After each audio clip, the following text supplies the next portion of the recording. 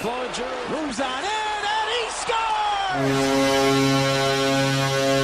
He's going to learn today.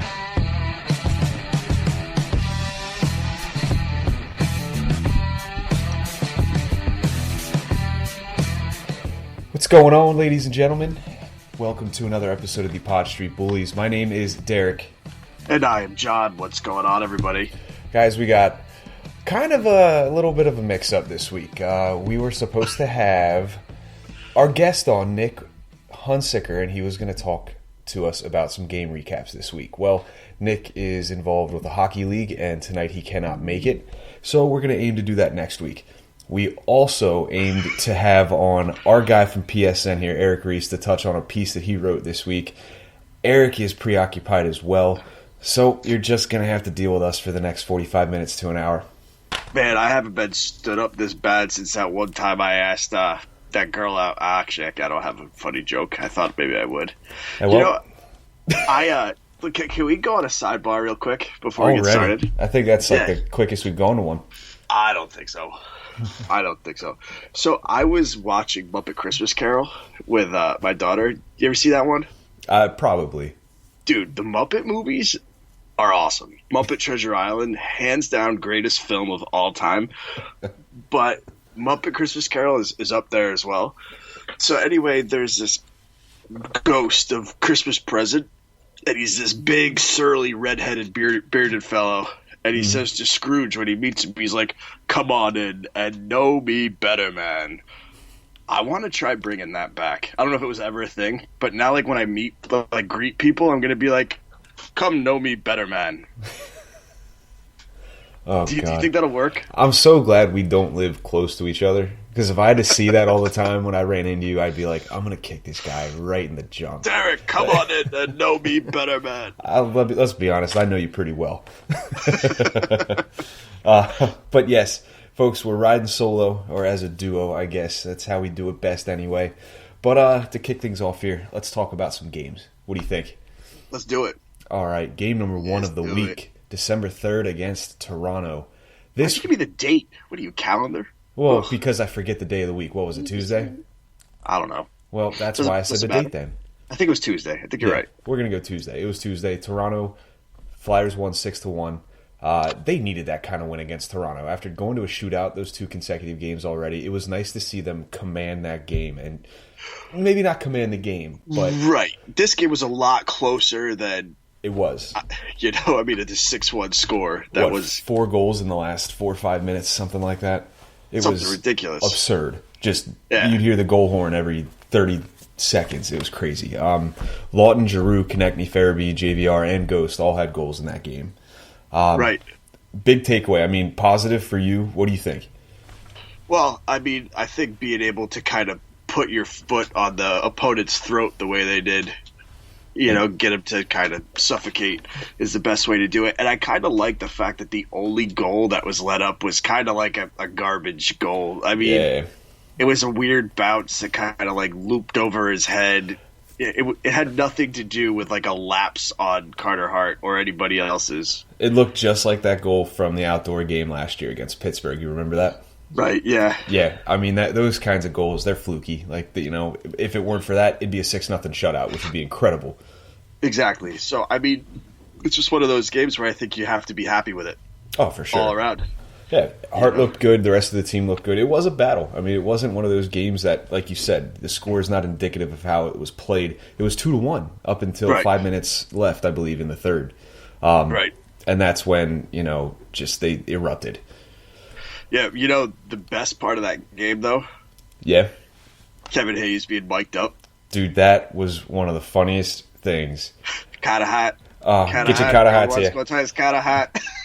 Calling Phil Myers a leaf eater because he looks like it, and having to explain it to who did he explain it to on the bench?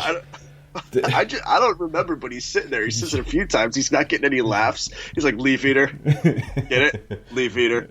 Because he looks like a giraffe. Yeah, leaf eater. Oh, dude, I used to ref. Oh! The guy, I mean, how many times did the guy yell offsides? And the ref was like, Kevin, we got this, pal.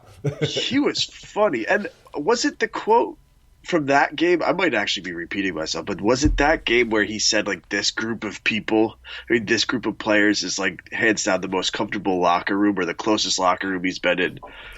Was that? You could be right. I'm not positive. I know that his interview came out and he said a bunch of stuff like that, which is great to hear, especially from a guy who's brand new to this locker room. Right.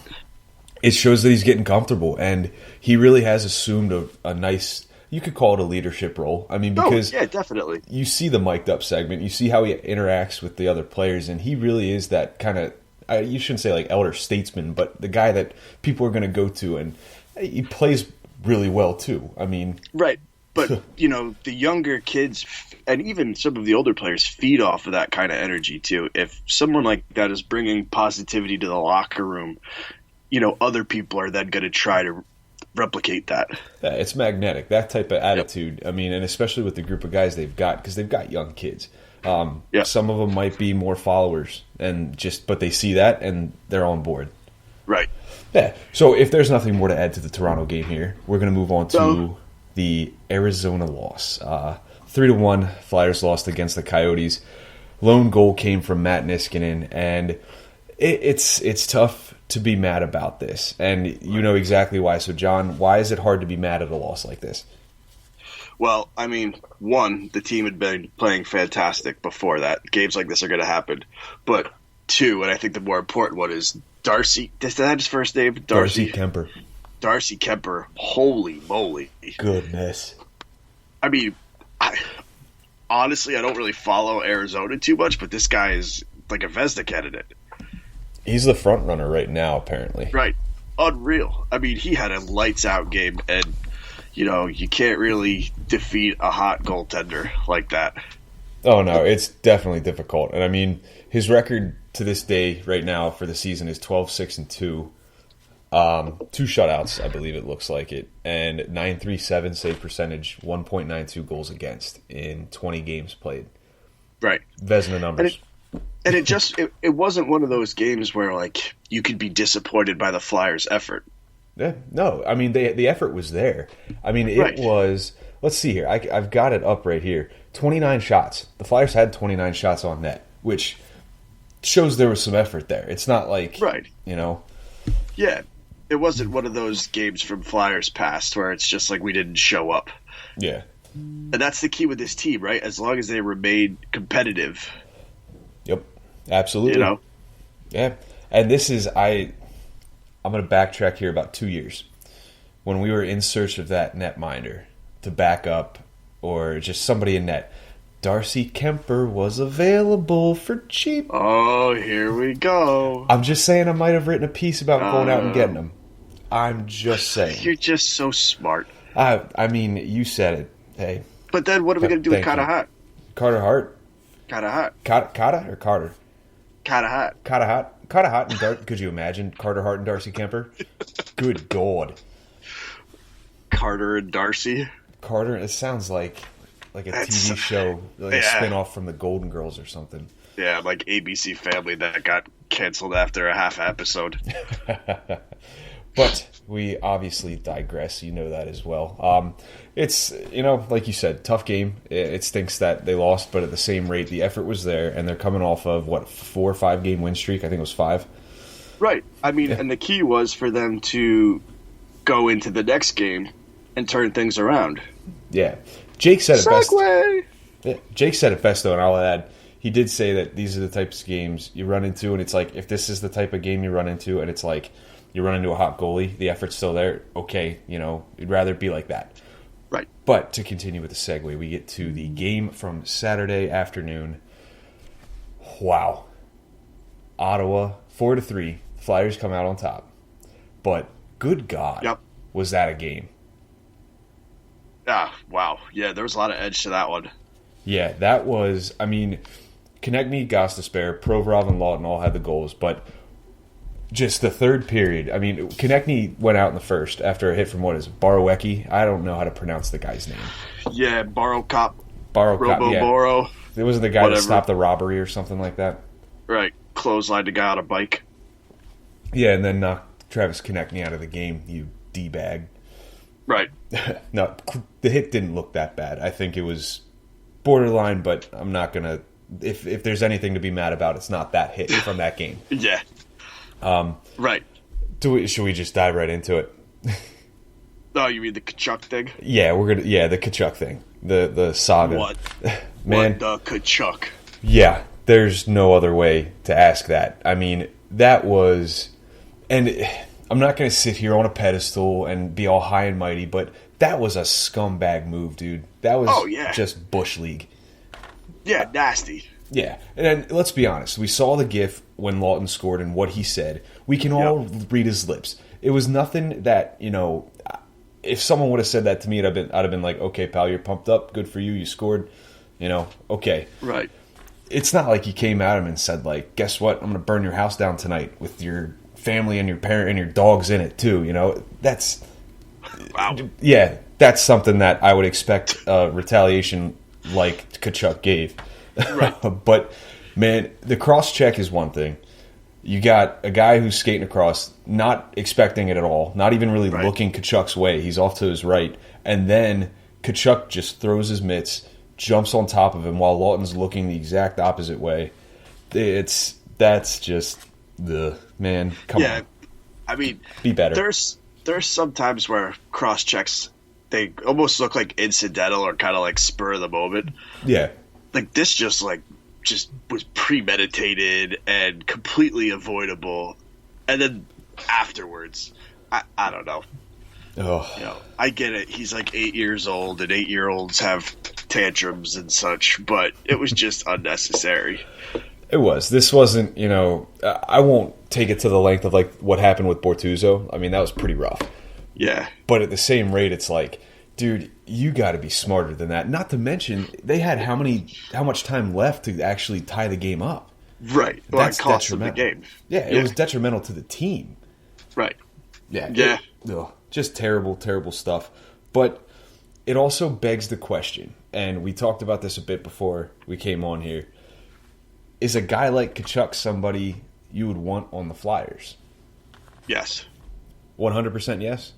100% yes. I mean, listen, it's a dirty play, and him and his brother kind of have the reputation for carrying that edge, but look what they're doing on the ice, and they're the kind of player that you love to have on your side, but you hate them when you're playing against them.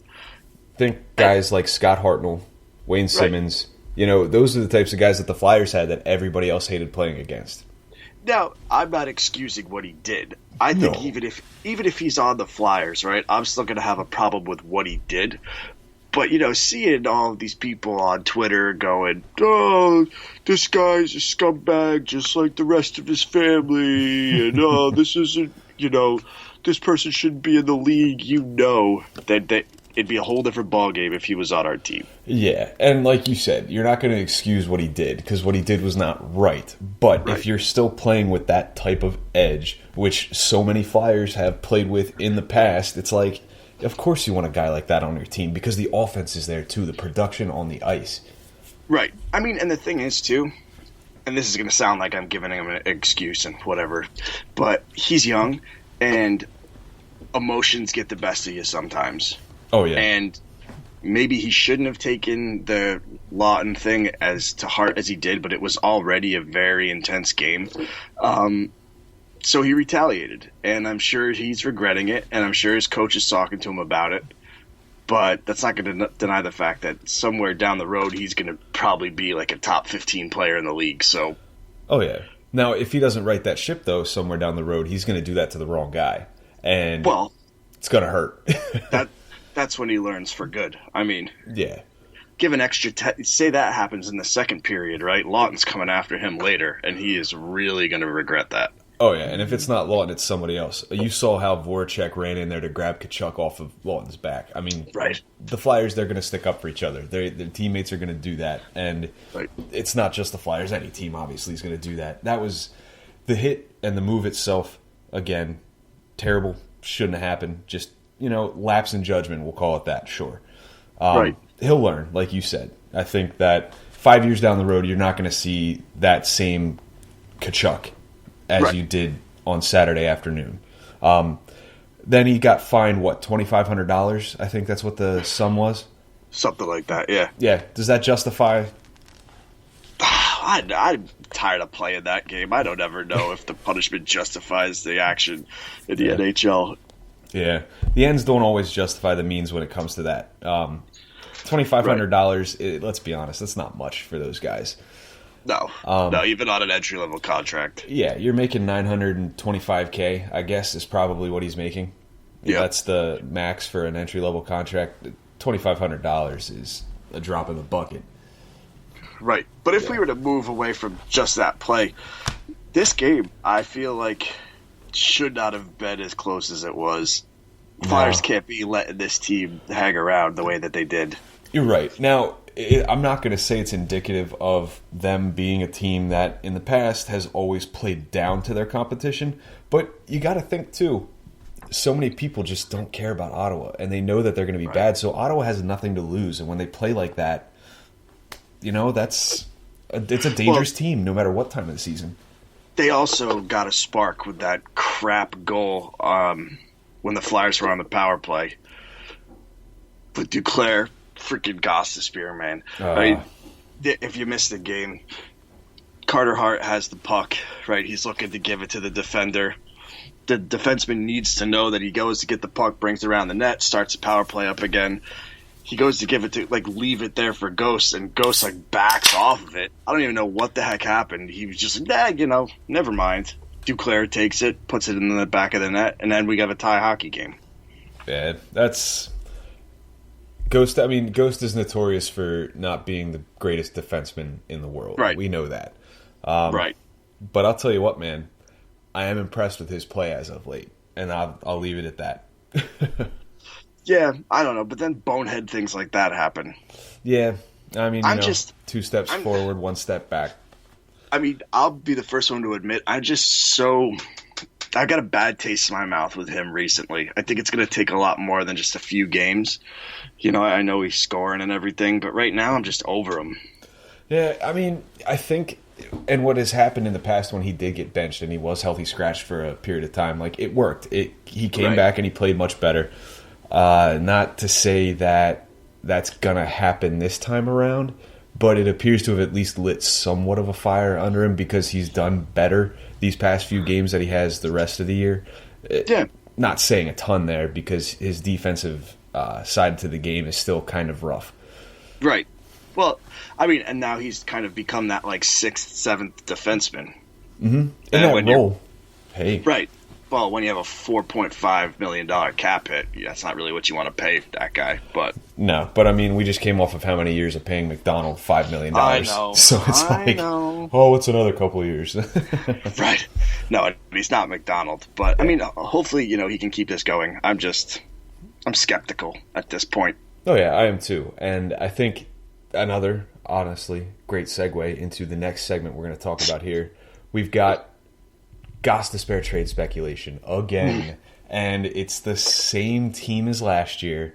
It's Montreal, and those hoity-toity sons of guns from up north. I want my Shane Gostisbehere. I can't do it. I can't do it. No, that was awful. Yeah, that was pretty bad. Just do that one. Yeah. That one sounds decent. But this is actually gained some sort of traction here because we've got some names throwing around this idea. George LaRock was commenting on it. Martin McGuire of 98.5 Montreal says that the interest apparently is reciprocal, and they could work something out, and Ghost would be great beside their defenseman Jeff Petrie or Shea Weber. Right. It's not too far-fetched, and I'll lead with that. But is this the right move for the Flyers? Not Montreal. Is this the right move for the Flyers, John? I'm just going to assume that they aren't going to get anything in return to make the team better this season. Mm-hmm.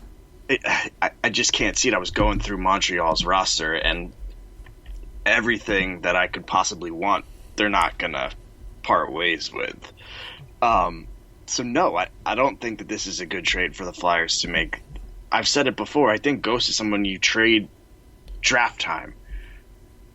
This is going to be for future assets and not great ones at this point. You're right. Montreal's sitting in 4th place in the Atlantic, and they're out of a wild card spot right now. Right. The Metros got those 2 wild card spots, it appears, right now. They're going to want to deal prospects. They're going to want to deal picks. And the Flyers, I don't think, or at least they shouldn't be interested in that. Right. Well, both teams right now are in a position where they want to get better. Yeah, exactly. So, yeah, I just don't see it. I was trying to think of a way where it could be like an equal trade. You know, maybe the Flyers get a forward that's similar to Ghost's, equal to Ghost's value, but I couldn't come up with any. Did you come up with anything? I've got one name that kind of struck me, and I thought this might not be a terrible idea. Not the flashiest, not, great, but Philip Denault. Okay. A left winger. He plays left wing for Montreal. I thought he was a center. He might be. The way these things, I can never tell because, one, I don't follow Montreal, and two, I'm going off of Hockey Reference and what they have to say about it, which these websites aren't always correct, but I trust the stats at least. Yep. He's played 30 games. He's got 23 points, 7 goals, 16 assists, and he's still relatively young. He's 26. He'll be 27 by the end of the season. Contract-wise, I'm not sure what his contract looks like. It's something that would be worth looking at if the Flyers are really dead set on getting rid of Gostisbehere, which I don't think they should. Honestly, he's signed through 2021. Denault is. So 3 years, base salary of about a little over $3 million. So the Flyers would actually gain about $1.5 million for trading Gostisbehere for Denault. I don't know if Montreal could handle that. I'm not sure. It would surprise me if they couldn't because of the Weber contract. Right. But, if there's one player, because one, we're not going to get a Max Domi. We're not going to get Jonathan Drouin. We're not going to get one of their better players. So that's off the table. Denault's kind of that second tier. They're not going to sacrifice defense because they're trading for defense. Exactly.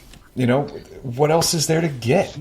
Well, and that's the thing too, man. Like, even if you were going to go the futures route, right? I was looking at some of their prospects, and they're not going to part ways with any of their top guys for Shane Gostisbehere. I mean, if anybody values Ghost highly, it's Flyer fans. Everyone else around the NHL is going to value him less at this point. Oh, yeah. So whatever we think we should get, take that down like 3 notches, and that's what you're going to end up getting. I will give you this, though. I did read into this, and I was reading some of the Martin McGuire stuff and those stories from Montreal.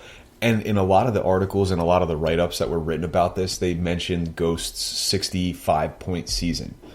Okay. So people still talk about that, and that could weigh on trade negotiations. I mean, depending on how Montreal views it, their team, but their media apparently views it as a something that could end up being attained again through Shane Gostisbehere.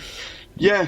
Not saying I agree, not saying I disagree, but I mean, I look at it as Ghost and a draft pick to get somebody come closer to draft time. I just don't see it happening. Yeah, I don't see him being a good candidate in the middle of the year. Well, I see him. What happens? Go ahead. What happens to our defense? Yeah, I mean, listen, I understand that he's kind of like become that 6-7 role with Haig, and I think Myers is eventually going to solidify himself in the defensive unit. But I don't know. Who's your 7th defenseman at that point? Are you calling up a guy like Walensky? Are you calling up a guy like Bigras? I mean, you can't. You could. I'll be honest, but at the same rate, it's like those guys. Walensky was decent in the NHL, but at a very limited time. Bigras, I don't think has gotten much NHL time to this point. Prosser, not interested. And Haig has not. I mean, he has not convinced us that he should be the 6th defenseman. So no, has he been better? Yes. Has he been a model of consistency that I'd feel comfortable with it? No. Right. Yeah, the Montreal thing doesn't strike me as a good fit for the Flyers if they're looking for a decent return. But stranger things have happened. Let's be honest. Yeah, no, I mean, I'm all for trading Shane Gostisbehere. I just don't know. I mean, I don't think the good deal's going to happen right now. No, I don't think it is either. And you know what? So be it. But I think what do you think? Is there anything else you'd like to add to the Shane Gostisbehere discussion, John? I don't think so. Okay, I can see you're getting a little restless there.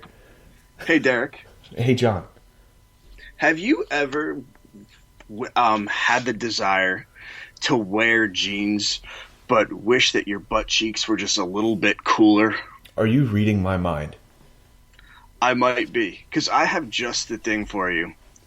Ashley's Assless Chaps. They're denim jeans in the colors of blue, dark blue, and light blue. And they have holes cut in the butt cheeks. So you can have all of the fancy bit of jean going on with a little bit of breeze in the back. That would really cut down on the swamp ass. And I might invest. Let me tell you where you can go. Go to ashleysAss.com. Type in the promo code PSP. This is a train wreck. I can't do it. Don't go to that website. I have a feeling that's not the greatest of websites. Oh man, I thought I was going to get through it. I can't. Sorry. Here we are trying to have some fun, and John tells you to go look up porn. Right. Well, listen, when you have both your guests kind of not show up, you try to fill a little bit of time. Yeah, try it. This is really what this show is, just a bunch of filler. Getting back on track, though, if we're going to sum up Gostisbehere stuff here, yep, he's not getting dealt. I'm a proponent of that. I don't think that, and if he does, it's not the Montreal, I should add. Right. Yeah, I just don't see a deal there. Yeah. So moving on to the next topic, we've gotten to a point in the NHL where people are being called out, coaches, players, and I'm not going to say it's gotten out of hand, but there's just it's like the floodgates have opened, and any little critique, any little story, any little tale about, a coach did this, a coach did that, some guy did this, some guy did that, it's all coming to light. And it's almost like the Me Too movement, as part of hockey. Right. It's crazy, and we're slowly finding these things out. And one of the things that came to light this past week was Daniel Carcillo spoke out about his time with the Flyers under Coach Laviolette, Peter Laviolette, who now coaches Nashville. And he brought up about how Laviolette would kind of use his position with the team, use his position as the head coach, and not, I guess you could say, bully people into doing what he wanted them to do, like bullying, for example, Carcillo into going out there and fighting people. Right. Also brought up the widely known gif that we all know, Peter Laviolette punching Ville Leno in the side of the head in his helmet, with his helmet on, which is important to add. There's a helmet in between the fist and the head. But Carcillo has been somewhat of like a whistleblower, if you could call him that. And I don't want to disrespect him by any means. I don't want to paint him in any type of negative picture here. But bringing these things to light now, and I'll be the first to tell you too, I'm not 100% familiar with the entire story. I didn't read all of it. I just know of those, I guess you can call them allegations. John, what's your take on all this? Well, I mean, obviously this is all coming to light because of the Mike Babcock and Bill Peters things. And I'm sure that there were a lot of, for lack of a better word, abusive power in the past. Kind of how things were done in that quote-unquote old-fashioned way. Mm-hmm. And you're right, Daniel Carcillo is very much kind of at the forefront with this, kind of putting coaches on blast for their past behavior. The Laviolette thing to me seems a little bit of a stretch. Just like reading the comments, and even Carcillo refusing to comment any further at some point, it just feels like he finally just went a little too far and was trying to make more out of something. than really happened. Yeah. Laviolette did get out ahead of that and made sure that he did gave a response, which I thought was a good move on Laviolette's part because Flyers fans are very familiar with him. They know his type of passion, and I think it's a smart move on Laviolette's part. You know, and I think if you take the Bill Peters stuff and even some of the other accusations from other coaches and kind of put them in their own category, because what Bill Peters did was just disgusting. Okay, Yeah. Should not be done, but is also not the same thing as some of the other things that are being brought up. And I just get there's just something about all of this where it's like people should be able to make mistakes and own up to them. You know, and I feel like Daniel Carcillo is somebody who, look at who he was as a player. You know, he probably did some pretty questionable things on the ice that he might regret now. And I feel like putting everybody else on blast, I don't know. I don't really want to say the wrong thing here, but I just feel like it's getting to a point where it's like nobody can make a mistake ever. It is. It's getting to the point where, you know, you should always be cognizant of your behavior. Right. Absolutely. But now everything's under a microscope. Everything can be looked back at and looked at magnified times 10. Right. I mean, and listen, I'm a teacher, and I teach elementary school. And for me, right, when a kid makes a mistake, regardless of what it is, if it's on his homework or how he treats someone else, it's a learning opportunity.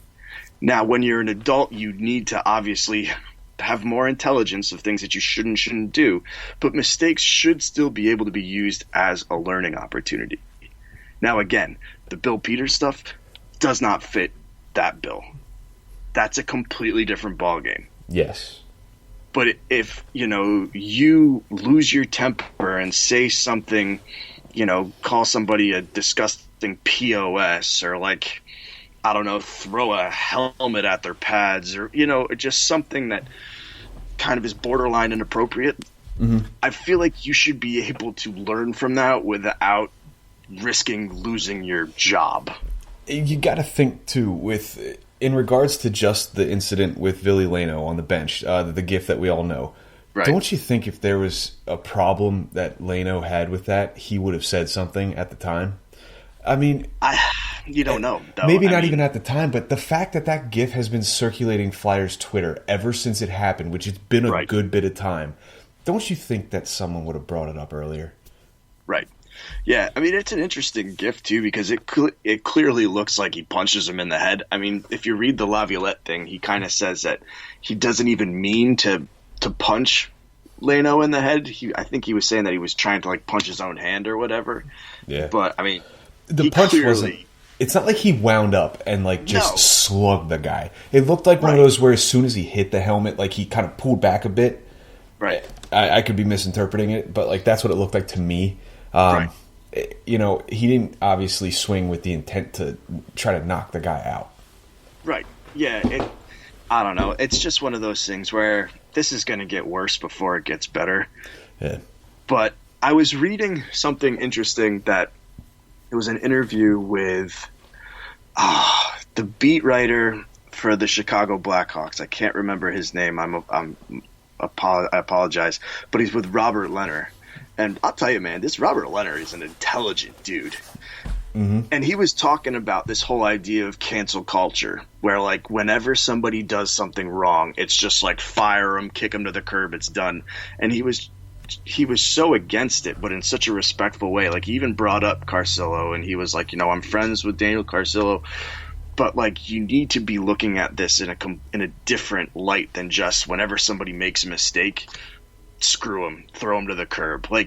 Even Mike Babcock, okay? Mike Babcock has done it looks like some pretty bad stuff, right? He's made some people feel pretty bad. Look at Johan Franzen, was in tears talking about him. Yeah. But at the same time, this guy has also donated tons of money to charity. Yeah. So, I don't know. I hope anybody listening to this doesn't take anything I said the wrong way. If someone's made a mistake and they should be punished, punish them. But I also think let's take a step back and allow people to learn from their mistakes and maybe own up to them and and I don't know. I mean, has there been a Babcock statement since all this came out? I don't know. To my knowledge, I don't believe there has. And I'd be interested to hear what he has to say. Not so that afterwards we can go, oh, he didn't mean it. Like, that was a bad move. They shouldn't have fired him. Exactly. But to at least understand what might have been going through his head at that time. And now when he can kind of take a step back, say, you know what, in hindsight, and obviously we've said it a million times before, hindsight's always 20/20, but you can at least recognize that, okay, what I did there was bad. I should not have done that, and I'm going to learn from it and prove it. Prove you're going to learn from it. Work your way back up. I think Babcock will find a job somewhere. And we all do it, man. I mean, you know how many times I've said something I wish I didn't say or done something I wish I didn't do? Think about every argument you have with your wife. 99% of the time you say something and you're like, oh, no. Yep. Oh, yeah. You know? I mean, it happens. It's called heat of the moment. Mm-hmm. But it's not like they divorce you after every time you say something. Oh, if so, I'd have been divorced 7 times already, you know? But you're right. Nothing here that we've just said should be taken as accusatory, taken as us trying to slander or, belittle somebody. Yeah, we're not sympathizing with people. We're also not trying to sully their name. We're just bringing this up as a point because it's all over hockey. Yeah, and let's be honest, it's going to get worse before it gets any better. I mean, I just pray that AV is clean. I'm hoping to the Lord because he's been the best thing for the Flyers this year. Yep. Okay, well, now that that's done, we're going to get to some news from around the NHL that actually has to do with hockey being played right now. Leading things off, John Gove, tell us about your Around the NHL segment. So, earlier today I was just looking at the NHL point leaders. So for a lot of teams, right, they've played either just under 30 or just above 30 games. And right now it's crazy. Leon Draisaitl and Connor McDavid, both Edmonton Oilers, lead the league in points. Draisaitl's got 53, which just blows my mind. And McDavid's got 52. Ooh. So I know, crazy. And then the next guy after that's McKinnon, and he's got 45. So there's a decent amount of separation between them. But it kind of got me thinking, like, how can I tie this into the Flyers, right? Because obviously that's the team that we cover. But how does this affect the Flyers? So I was going down the list looking for the Flyer with the most point. Travis Konechny has 28. So he's 45. Whoa. 25 below Draisaitl. Is that right? Is that my math? He's got 27 points? 28. 28 points. Yeah, he's 25 below Draisaitl and 24 below McDavid. Look at you, a little extra math. And it just got me thinking, like, do the Flyers need one of those, for lack of a better word, elite point getters in order to go far? I mean, to me, that's a giant gap. I mean, how did Edmonton do last year? Did they make the playoffs? No, I know. Yeah, I mean, and Draisaitl put up over 100. McDavid put up over 100. How did Colorado do last year? Did they win the Stanley Cup? No. But they were in the playoffs, weren't they? They were in the playoffs, yeah. I mean but they looked pretty good. We could, if we obviously did a little more research on this and figured out last year who these leading scorers were, and the success of their teams is correlative. Like, can we take that and say, right, that's directly correlated to the team's success? Not always. Does it help? Absolutely.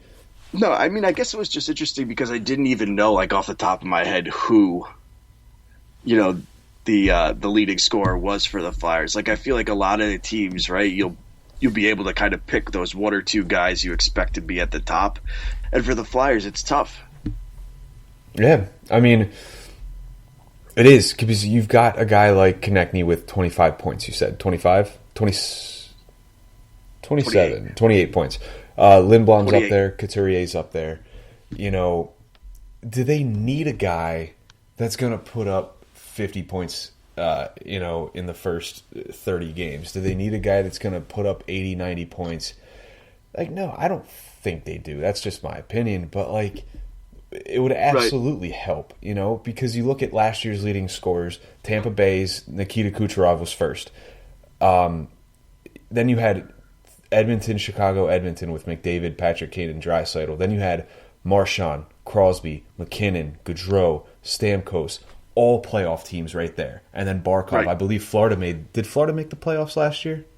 No. No, they did not. No. So out of your top 10, you've got, I think, 6 that made the playoffs, which is pretty decent. Then you've got I mentioned Barkov. Marner, Point, Huberdeau, Wheeler, Ovechkin, Tavares. It helps, but it's not like a defining factor to whether a team would make the playoffs. Yeah, I mean, and regardless, I think what those guys are doing right now is crazy. It's insane that Edmonton can have the 2 best scorers in the league, and it's just like everybody else you're not too sure on. I mean, they're in first place right now in their division, I believe, but that division's got some flaws. Yeah, I mean, all I know is that I've got Draisaitl on my fantasy hockey team, and I'm doing pretty well. And you have Holtby for now. I have Holtby until the foreseeable future. 2 weeks. I give it 2 weeks. You better come up with a better offer than Matt Murray, because Matt Murray is playing like poop right now. Oh, listen. Don't go and say it's Matt Murray and just Matt Murray. I gave you Monahan, too. Oh, Monahan. God's gift to Pod Street Bob's fantasy hockey team. Thanks. Hey, he's a pretty solid center, man. I've got centers. Well, you want another one. No. Just accept the trade so we can move on to the next one. This is not the Eichel trade. Dude, come on. I think I made out like a bandit on that trade. Doughty and Braden Shen. Yeah, we'll see. I just picked up Matthews. Oh, that's awesome. So when Toronto poops the bed, you know, he'll Matthews still will be drop the a bunch first. of points. I doubt it. Oh, whatever. Hey, I doubt it. What do you want to talk about now? My Around the NHL is going to be centered around what happened the other night with Joe Thornton and Peter Mrazek. And that one was fun. I can't help but laugh at that. Like that. This is difficult because, like, do I feel for Thornton? Sort of, because of the backlash that he's getting. Do I feel for Mrazek? Like, absolutely, because the dude got punched in the face. Right. I mean, it was not a throat punch. It hit him in the mask. So let's clarify that. All you people out there that are like, oh, he punched him in the throat, shut up. Did Mrazek deserve to get punched? You could say. You know, he took that slash at Thornton, and I saw somebody tweet that, like, if that slash would have connected, it could have ended Jumbo Joe's career. And I'm like, I highly doubt that, and I doubt you've ever played a sport in your life if you think that. Would it hurt? Yeah, but no way it ends his career. So you're being a little melodramatic, you weenie. But, you know, that's hockey. That's the nature of the beast. If you take a swipe at a guy, expect something. I think goalies should get punched in the face more often. Yeah. You see how they smack the other players that are in front of their net all the time? And But you're not here's the supposed to go after the goalie. At least Mrazek came out of the crease to address it, and he wasn't just taking jabs and shots at him and then stood in his crease and let his players stick up for him. I commend Mrazek for that. Yeah. I just, you know, I did love that at practice the next day they drew the outline on the ice of Mrazek and put the number 34. That was gold. Right. I mean, you know, I'm sure it was very heated at the time, but it's nice that they could have some fun with it at the end. Yeah. I don't know. I get a kick out of that kind of stuff. I do too. Like, I guess I wanted to break it down from like a somewhat serious perspective and say, like, should Joe have punched him? Probably not. But, like, when a guy swings at you and you know, and you never know what Mrazek would have said to him, too. Like, if he'd have said something about Jumbo Joe and been like, hey, like, blah, blah, blah, blah, blah, your kids, blah, blah, blah, blah, blah, your wife, like, yeah, I'm going to punch you in the face, too. Right. But, you know, that's hockey. That happens. And it's great. I love it. Right. I mean, and the great thing about moments like this is every single person is probably going to have a different opinion about it, because there's just so many different ideologies when it comes to violence, extracurricular violence, if you will. Oh, yeah. In terms of hockey, you know, the punching and the fighting and stuff like that. But I don't know. I didn't really have too much of a problem with it, I guess. No, I didn't either. I think, you know, if there's anything to have a problem with, it's the fact that I don't even know. I can't even go on. I'm done. There's no problem with it. Now we get to our prospect update here. We want to talk about two. Well, John wants to talk about one prospect. I'm going to talk about three. And a trend with those three. So, John, if you'd like to lead off here. Yeah, sure. This is going to be quick, but I just wanted to shed a little light onto Noah Cates of the University of Minnesota Duluth. He right now is at a point per game pace, 16 points in 16 games. This is his sophomore year with UMD. He's really kind of taken some nice steps in his progression, and I'm really high on this kid. I don't think he's ever going to be a top line player, but I think that he could be kind of that bottom six center or forward that could produce some offense and also be disciplined in the defensive zone. So yeah, there's not a whole lot here. My new favorite player on the Flyers is Scott Lawton, because I think he's one of those guys where he could just kind of do everything, and he doesn't necessarily light the lamp all the time, but he's someone who's just always a positive presence on the ice. He's been doing it a lot lately, though.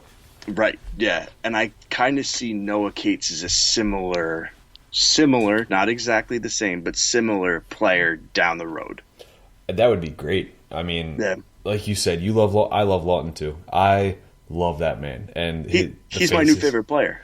Yeah, I'd totally. If you guys listening ever wanted to send a Scott Lawton jersey our way, I'll take a jersey. I'll take a jersey, if you will. Yeah, I don't even know what a jersey is. But that's a tank top jersey thing. I'd wear it. Yeah. Why not? I do not. I haven't looked good in a tank top in like 4 years, but hey, I'd take one anyway. This surgery, man, I've lost some weight. I feel good. Nice. I shouldn't say I feel good, but like looking at myself in the mirror now, I'm like, hey, I can see my willy, But oh right. Anyway, just kidding. Yeah. Anyways, Noah Cates, John's guy, my guys. 3 of the top 5 scorers of the Flyers prospect pool are all defensemen. So nice. Second place, 4th place, and 5th place, you've got, respectively, Yegor Zamula of WHL Calgary Hitmen, 26 points in 27 games. 3rd place, Wyatt Wiley with Everett Silvertips, WHL, 24 points in 27 games. And then Mason Millman, he's 5th in the prospect scoring. He's got 15 points in 28 games, which not as impressive, but still pretty good because this is his 2nd year with that club, I believe, is Saginaw. Yep. And last year he wasn't much of an offensive presence at all. You're right. So seeing him take that next step has been wonderful, and especially considering they just drafted him. So it's nice to see. We're not going to sit here and blow smoke up your you-know-what and tell you that Mason Millman's the next coming of, Eric Desjardins here, but it's encouraging to see. You love to see. The Flyers got a steal with that Mason Millman. Right, he's the steal of the draft, along with that Ronnie Attard kid and that Bobby Brink guy that they picked up. And did I mention Roddy Ross? Oh, who's the kid they picked up in the 7th round? Mr. Minnesota Hockey. Bryce Brzezinski. That kid's the steal of the draft. That's the one you got to look out for. I'm going to make a video about it here. But anyways, that's just, it's encouraging to see. I love the fact that 3 of the top 5 prospect scorers for the Flyers are defensemen, because let's be honest, the prospect pool is kind of depleted when it comes to defensemen right now. We've called up all we've got. Sanheim, Myers. Well, but is it really? Maybe not in the AHL. There's not some, but now we got in the lower ranks. You're right. Give it another year or two, and it'll be kind of like the second wave, you could say, which is great, and I love it. I bring on the defense, baby. What I like, too, about these guys, and I think like Wyatt Kalynuk is another one you can throw in there, is their games translate nicely into what the NHL is now. Did you see Kalynuk's goal the other night? Mm-hmm. Whew, what a beauty. Yeah, I really like him, too. And against Michigan, 7th round. Good Lord. Yeah. That was a gorgeous goal. But yes, that's our prospect update here. Hold up. Who's the top of the list? Top of the list? Yeah. Well, I'm glad you asked. I know it is too. It is none other than the bust Jay O'Brien. Right. He's got, 40-something points? in like 33 games, I believe, for Penticton of the BCHL. Right. Encouraging, over a point per game. You know what's crazy, though, is some people would say no, Really? that's not encouraging. Yeah, I mean, I've read some things where it's like, considering that it's the BCHL, they want to see 2 points a game. Okay, but was Peyton Krebs a 2-point per game player? I don't know if he was, but I know that the reason that people were saying 2 points per game is because some players that are in the NHL now were. Okay, and that's all well and good, but Right. that's the problem. Right. You put these lofty expectations up, it's just, you're doomed. Right. I mean, and here's the thing. He needed a confidence boost. Yep. So maybe he's not living up to not your, but someone else's expectations. But this is definitely going to be a good confidence boost when he goes back into college. It's a great move, and I applaud it Yep. because he's still open to transfer. He's going to Boston next year. Yep. So we'll see how he does. I hope he can follow in the steps of fellow Boston University Terrier Joel Farabee. That would be nice. But for now, folks, John, tell us where we can find you on Twitter. You can find me on Twitter at PodStreetGove. You can find my articles on PhillySportsNetwork.com. Yeah, nothing else has changed there. You can't really find me anywhere else. Yeah, and I'm just Pod Street Bob, as I've always been. You can find my stuff on PhillySportsNetwork.com as well. You can find our stuff on all your favorite podcasting apps. And just a quick note as well, anybody else out there looking to advertise your company, your friend's company, your mom, your dad's, your pops, whatever, give us a shout. We're clearly good at it. Yeah, you've heard our fake ads. Just imagine what the real ads would sound like, you know? Or demos, if you will. Yeah. And contest winner Nick will be on next week, hopefully, if we can work something out. We're going to try to have Eric on and talk about another one of his pieces as well. We'll see. We'll see how it goes. Hopefully they don't ditch us again. But for now, we're going to sign off for the week, and I'll leave you with this, as always. Let's go Flyers. Bye now.